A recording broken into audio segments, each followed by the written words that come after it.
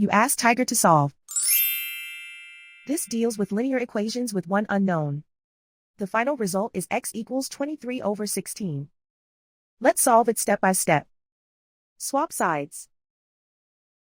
Group all constants on the right side of the equation. Add 5 over 4 to both sides.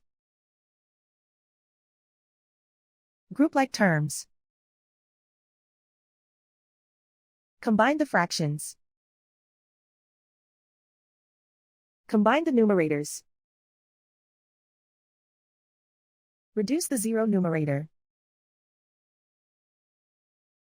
Simplify the arithmetic. Find the lowest common denominator. Multiply the denominators. Multiply the numerators.